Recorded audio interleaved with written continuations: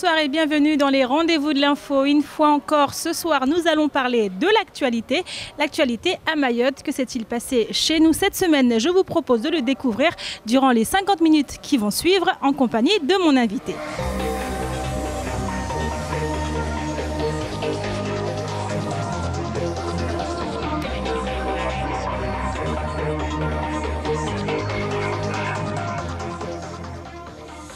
Je suis en compagnie de mon invité que je viens de retrouver. Il s'agit de Nassuf Eddine Darwesh. Nassuf, bonjour.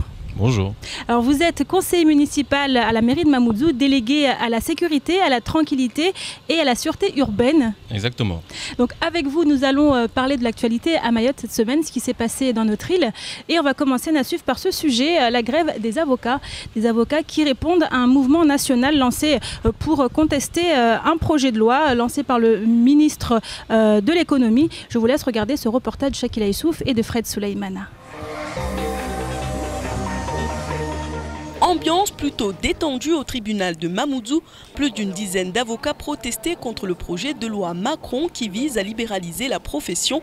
Fini les avocats indépendants, ils vont devoir rendre compte à leur patron et ça pour eux est défavorable quant à la qualité de leur travail. Comme les 20 000 avocats qui manifestent aussi dans les rues de Paris aujourd'hui contre le projet de loi dit Macron qui vise à la libéralisation de la profession d'avocat ainsi que d'autres professions. En gros, l'avocat que vous connaissez aujourd'hui, celui qui défend vos droits avec les garanties que vous connaissez sur le plan de la déontologie, celui-là, il est amené avec le projet de loi Macron à disparaître. Bientôt, le référent, le technicien du droit que vous connaissez, qui s'appelle l'avocat, eh bien celui-là, il disparaîtra. Il y aura une autre forme d'avocat qui nous fait peur, parce que ce sera un avocat qui ne garantira pas forcément vos droits, qui ne connaîtra pas forcément la déontologie, qui viendra défendre vos droits. Donc c'est de ça aujourd'hui que nous luttons. La profession est réglementée. Le projet de loi Macron veut ouvrir ces métiers aux jeunes qui ont une formation juridique. Le texte prévoit notamment de libéraliser l'installation des nouveaux arrivants chez les huissiers, notaires et commissaires-priseurs, ainsi de permettre aux sociétés de changer les grilles tarifaires et ouvrir du capital des sociétés à d'autres professions. L'audience des affaires prévues en correctionnel ont été renvoyées ce mercredi. La réforme aurait donc des conséquences négatives pour les avocats qui ne seront plus en situation de monopole et positives pour les sociétés qui seront en quelque sorte les patrons des avocats. Nassuf, on le voit dans le reportage, les avocats sont remontés parce qu'ils estiment que toutes ces années d'études qu'ils ont effectuées seront, entre guillemets, bazardées quelque part avec cette réforme. Je note plutôt que le gouvernement vise à déréglementer certains métiers et favoriser l'installation de beaucoup de personnes qui n'ont peut-être pas les 8 années d'études des avocats. Donc est-ce que c'est une bonne chose? Je ne sais pas, mais je pense que si on fait 8 années d'études, c'est qu'à un moment, c'est qu'on a un projet professionnel à long terme et qu'on est vraiment spécialisé dans ce domaine-là. Alors qu'une personne qui viendrait avec quelques études juridiques, est-ce qu'il aura les mêmes compétences qu'un avocat? Est-ce qu'il saura défendre les intérêts de ses clients? Je ne sais pas. Parce que là, il s'agit quand même d'assurer la sécurité juridique des personnes justement qui viennent voir un avocat. Et peut-être en cela, il faudrait, c'est peut-être pour cela que les avocats voient cette réforme comme une menace éventuelle. Sans doute, mais je pense qu'il faut professionnaliser les gens. Et 8 années d'études, et je pense qu'il y a des écoles spécialisées dans ce domaine-là. C'est que à la sortie de ces écoles, on est vraiment spécialisé, on est vraiment qualifié pour défendre les intérêts de tous les justiciables. Maintenant, je pense qu'une personne qui n'a pas fait ces études-là, qui n'a pas été spécialisée, pas forcément passé 8 années, mais qui n'a pas été vraiment spécialisée dans ce domaine, ne peut pas défendre les intérêts des personnes. Une telle réforme ici à Mayotte aurait quand même des conséquences assez importantes, surtout qu'on sait qu'ici, le droit commun s'applique depuis très peu et justement, quelqu'un qui ne maîtrise pas tous ces mécanismes, est-ce qu'il pourrait justement défendre des clients qui viendraient le voir ? Selon vous, Je pense que c'est plus... la réforme s'applique, si elle est acceptée, sera applicable au niveau national. Donc le problème qui se posera à La Réunion sera le même qu'ici. Donc l'essentiel, c'est que les gens soient assurés, soient sécurisés dans leur démarche. Et peu importe la situation géographique, il faut des personnes qualifiées, des personnes compétentes et des personnes qui savent, qui connaissent leur métier. On continue, Nassuf, à parler de l'actualité avec ce sujet un peu plus grave, on va le dire. Cette petite fille qui a été violée à la sortie de l'école suite à l'absence d'un de ses enseignants, de l'instituteur en fait, qui était censé assurer les cours ce jour-là. Une marche blanche a été menée justement par la famille, par des amis, par de l'entourage. Et ici se pose notamment la question de la responsabilité. Qui est responsable dans cette situation? On regarde ce reportage de Shakila Issouf et de Fred Soulaimana.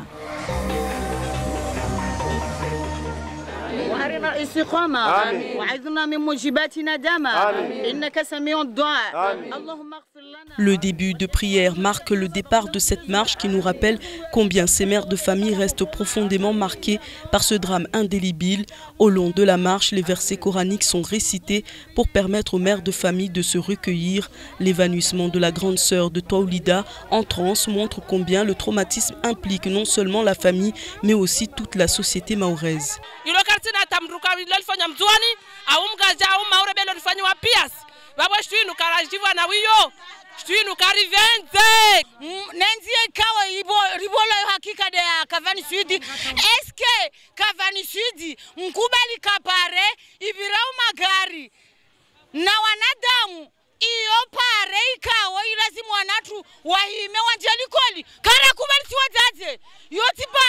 Les mamans restent dignes et poursuivent la marche jusqu'au vice-rectorat. Le chemin de la reconnaissance des violences physiques et morales faites sur des enfants reste encore indescriptible. Ainsi, le cri de ces parents d'élèves qui depuis des mois dénoncent les conditions de délabrement des routes qu'ils empruntent tous les jours pour déposer leurs enfants à l'école, depuis hier, semble résonner dans le subconscient d'une population en pleine mutation culturelle. Directeur suspendu pour l'instant, pas qu'enquête il faut punir. Une phrase qui soulève la question de la responsabilité du directeur de l'école maternelle de Cavani Sud 1, actuellement mise à pied par le vice-rectorat. Aujourd'hui, ces parents d'élèves restent dans l'incertitude totale face à la prise en compte de leurs revendications. À chaque journée de mobilisation, la crise sociale sur le 101e département semble continuer à faire des victimes. Nassuf, des faits d'une importante gravité et on voit ces familles ont l'impression de ne pas être écoutées, de ne pas être entendues du moins. Alors là, il s'agit d'une jeune fille qui a été marquée à vie, qui aura apporté un traumatisme quasiment tout le long de sa vie si un accompagnement n'aura pas été fait. Et c'est quand même assez grave comme situation. Je constate aussi qu'un directeur ou un responsable devait assurer en fait, la sécurité de cette jeune fille et qu'elle s'est retrouvée livrée elle-même en fait. Livrée elle-même dans la nature. Elle est tombée sur un fou furieux qui lui a brisé sa vie en réalité. Mais c'est quand même, je constate qu'il y a de plus en plus, je ne sais pas si c'est le fait que les parents portent de plus en plus plainte ou que les médias en parlent de plus en plus, mais une recrudescence, on va dire. Il y a une montée en flèche en fait des actes de ce genre. Et c'est quand même inquiétant. Et là, que ça touche une petite fille, une fillette de 8 ans, ça montre quand même qu'on a atteint quand même un cap quand même grave. Et comment, par exemple, vous qui êtes chargé de la sécurité à Mamoudzou, face à ce genre d'acte, comment vous réagissez? C'est un acte criminel. Et c'est un fou qui s'est trouvé face à une jeune fille. La jeune fille ne devait pas se retrouver à cet endroit-là et est arrivé ce qui est arrivé. Pour ce genre de personnes, on peut pas les détecter. En tout cas, Mayotte n'est pas actuellement en mesure de détecter ce genre de personnes. Donc, mais il y avait quand même un passé de récidiviste. Je fais totalement confiance à la justice et je sais que si cette personne n'a pas été condamnée, c'est que la justice a estimé que les faits qui lui étaient reprochés ne méritaient pas, en tout cas ne l'ont pas envoyé en prison. Donc je sais que actuellement, par rapport à ce qu'il a fait, la justice saura le sanctionner comme il se doit et comme le prévoient les textes de loi. Nassuf, on continue avec un autre sujet, pas des moindres, donc celui de cette femme décédée au CHM, au centre hospitalier de Mamoudzou, suite à une intervention, donc une césarienne qui s'est mal passée. Je vous laisse regarder ce reportage de Camille Leca. C'est un drame qui pourrait bien se transformer en scandale. Une femme de 40 ans, originaire d'Akwa, a trouvé la mort au centre hospitalier de Mamoudzou. Le 30 novembre dernier, elle se présente au dispensaire de Dzoumogné pour l'accouchement de son 6e enfant. Problème, une anomalie cardiaque est décelée chez le bébé. La mère a donc été transférée d'urgence à Mamoudzou pour une césarienne. Mais l'opération ne s'est pas bien déroulée. Selon les premiers éléments, une série d'hémorragies aurait entraîné son décès le même jour. Son bébé, lui, est sain et sauf. Aujourd'hui, si le CHM et l'Agence régionale de santé confirment le drame, ils ne souhaitent pas communiquer sur ces circonstances. Une mission d'inspection a été diligentée pour déterminer les circonstances du décès et de la prise en charge de la patiente. Ces investigations sont actuellement en cours. 10 jours après les faits, la plainte déposée par la famille de la victime ce matin va aussi permettre l'ouverture d'une information judiciaire. Aujourd'hui, même si rien n'est encore sûr, des questions se posent sur les qualifications des personnes ayant effectué cette césarienne. Selon des sources proches du dossier, il s'agirait de 2 internes en médecine qui n'auraient pas été encadrés par des médecins expérimentés lors de l'opération. Mais toutes ces informations restent à confirmer par le travail des enquêteurs. Nassuf, dans le reportage, on voit cette intervention qui a mal tourné, a révélé en fait d'autres problèmes, notamment celui de ce médecin en fait qui exerçait pas forcément dans les conditions requises. Alors moi je retiens 2 informations. Ce sont des internes et il ressort de la mentalité en fait, de ce que les gens disent que l'hôpital de Mayotte exerce des personnes qui n'ont pas forcément les qualifications ou les compétences nécessaires. Alors là, ce sont des on-dit. Maintenant, à la suite de ce décès, je pense que les autorités compétentes doivent tout mettre en œuvre pour en fait rassurer la population. Éclairer les gens sur ce qui se passe exactement au CHM. Et puis qu'elles nous disent si c'est vrai ou pas que l'hôpital de Mayotte, il y a des gens qui viennent ici pour apprendre leur métier. Si c'est le cas, qu'on nous le dise, qu'on sache exactement. Mais après, on ne peut pas juger comme ça. Il faut que l'ARS en fait, nous dise ce qui se passe au sein du CHM. Et on l'a vu, la maternité de Mayotte, c'est la première maternité de France. Et avec ce genre de cas, est-ce que ça n'amène pas aussi à se poser la question des moyens qui sont disponibles dans cet hôpital ? Je pense, en adéquation avec le nombre de naissances.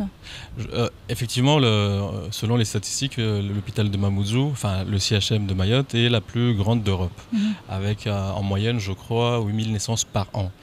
C'est énorme. C'est peut-être intéressant pour ceux qui apprennent leur métier, qui ont les moyens d'appliquer leur formation théorique. Mais après, il ne faut pas que ce soit une boucherie. Il faut que ce soit, bien sûr, une belle expérience pour ceux qui veulent apprendre leur métier, mais que ce soit aussi sécurisé et que le patient, lorsqu'il rentre, ne ressort pas charcuté ou ne ressort pas entre 4 planches. Et on sait qu'à Mayotte, en fait, on parle beaucoup aussi du désert médical qu'est notre île. L'un dans l'autre, est-ce que justement, quelles possibilités, qu'est-ce qu'on peut envisager, notamment selon vous, pour venir à bout de ce genre de situation ? Alors, il y a 2 solutions que je vois. C'est soit tout mettre en œuvre pour attirer les médecins, mais je crois que la même situation prévaut ailleurs, notamment en Lozère ou dans d'autres départements qui sont moins attirants. Mais je pense qu'à terme, la bonne solution serait de former des Mahorais qui seraient amenés à revenir. Maintenant, je laisse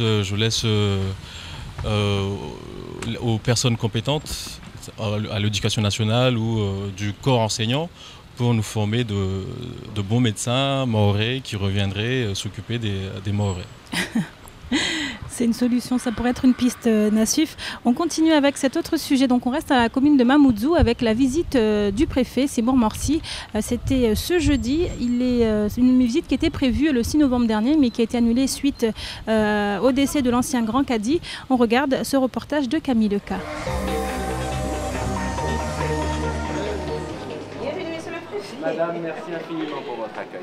Ça va ? Ça va très bien. Cette visite était sans doute la plus attendue de l'agenda du préfet. Plusieurs semaines après le début de sa tournée sur l'île, il rencontrait enfin le maire de Mamoudzou et son équipe. L'occasion pour Seymour Morsi de faire le tour des principaux projets de la commune pour mieux les intégrer au document cadre Mayotte 2025. Politique de la jeunesse, rénovation urbaine, intercommunalité. Sur bien des points, Mamoudzou fait figure de leader. C'est un rendez-vous incontournable parce que c'est la ville chef-lieu du département et que donc on a beaucoup de choses à faire et l'essentiel des services publics se trouve ici. Il y a des questions qui se posent autour de ça, beaucoup de questions d'insécurité, beaucoup de questions de mouvements pendulaires, des gens qui travaillent, qui habitent loin, qui viennent travailler ici. Autant de choses qui jusqu'à l'insécurité doivent être prises en compte. Donc pour moi c'est un moment phare.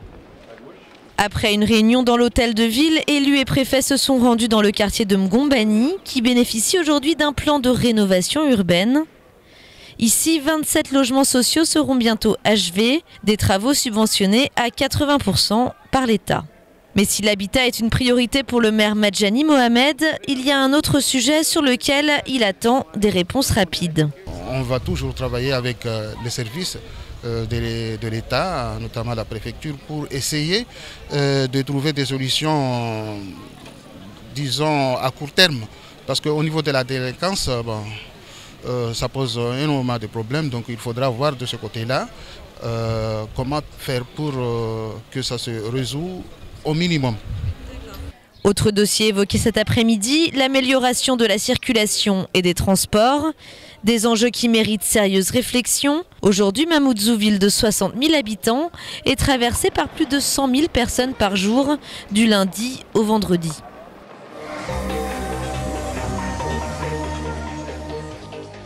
Une visite qui était attendue à Mamoudzou, Nassif, vous faites partie de l'équipe municipale. Et comment vous l'avez vécu ? Alors, à titre personnel, je n'étais pas là. J'étais retenu par mes obligations professionnelles. Mais le compte-rendu qui m'a été donné, il semble que tout s'est bien passé. Il était nécessaire qu'en fait que le préfet vienne dans notre commune, constater les réalisations que nous faisons et les difficultés que nous rencontrons, surtout au niveau de la lutte en fait contre la délinquance. Et le préfet nous a apporté quelques solutions, enfin souhaite nous aider dans ce cadre-là, notamment sur le dossier de la vidéosurveillance que nous comptons installer assez rapidement au niveau de Mamoudzou. D'accord. Et nous aurons à délibérer demain justement lors du conseil municipal pour accélérer les choses et mettre en œuvre ce dispositif qui semble important et nécessaire dans la situation actuelle à Mamoudzou. On a également parlé de la problématique du logement. Elle se pose de manière évidente à Mamoudzou. Quelles sont les pistes que la mairie de Mamoudzou compte mettre en place pour justement apporter des solutions ? Alors, nous devons assurer à la population des logements dignes en fait. Et nous sommes aussi limités au niveau du foncier. C'est toute une gymnastique à mettre en place pour qu'à la fois nous répondions aux attentes de la population et que nous ayons les moyens à assurer cette mission. Donc les services compétents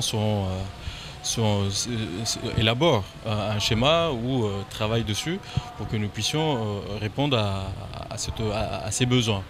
Nous allons débuter Mgombani. Vous avez constaté vous-même que la CIM a investi pas mal sur le remblai de Mgombani. 4 bâtiments sont en phase finale. Et puis une autre tranche qui débutera courant 2015 pour favoriser l'accès au logement des personnes les plus démunies. Et parmi les projets en cours à Mamoudzou, on parle aussi de la construction d'une nouvelle école à Tsunzu 1. Et on parle de construction, mais on l'a vu dans nos dernières éditions, l'état dans les écoles existantes, c'est quand même, comment dire ça, beaucoup de parents s'en plaignent, on a vu des images. Et qu'est-ce que la mairie a prévu de faire de ce côté-là? Alors là, je ne m'aventurerai pas sur cette question, parce que nous avons ici un élu chargé des affaires scolaires, mais en tant qu'habitant de la commune, en tant que jeune, il me semble qu'il y avait une grosse difficulté sur la compétence en fait, de tout ce qui est l'entretien des écoles. On ne savait pas forcément qui devait assurer ces entretiens. Est-ce la commune ou le SMIAM qui n'existe plus? Maintenant, à nous de prendre nos responsabilités, et qu'il y ait de l'éclaircissement en fait, sur ce dossier.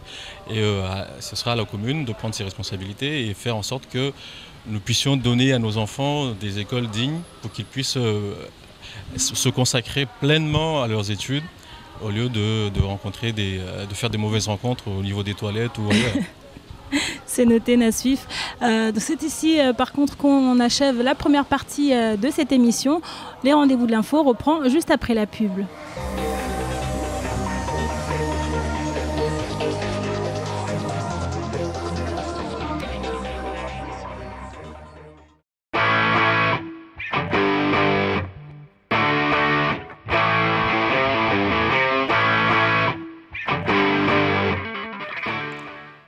Bonjour et bienvenue sur Un mot, un signe. Aujourd'hui, on continue sur la politesse. Swafia va nous montrer comment on signe oui. Comment tu fais? Tu prends le pouce et l'index, tu fais un rond et une virgule. On le refait ensemble? Et comment on fait non? On le fait ensemble? Facile. Merci et à demain.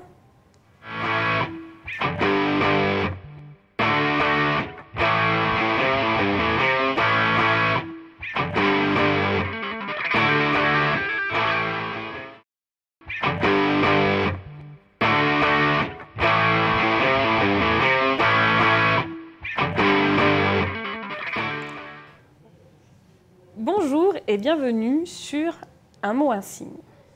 Aujourd'hui, on continue sur la politesse. Swafia va nous montrer comment on signe en forme. En forme, comment tu fais? Tu prends ton pouce, tu l'entoures de l'index et tu le rejoins sur ta main gauche et tu tapes. Ok, on le refait ensemble? Et comment tu signes fatigué? On refait ensemble?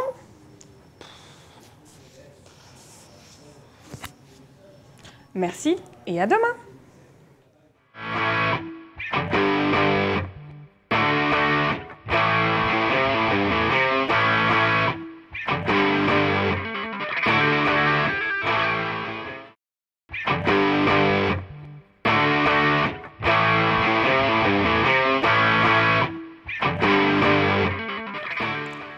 Bonjour et bienvenue sur Un mot, un signe.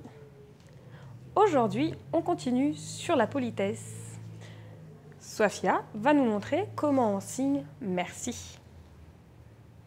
Mais c'est comme bonjour. D'accord, on le fait ensemble? Et comment on signe au revoir? On le fait ensemble? Merci et au revoir.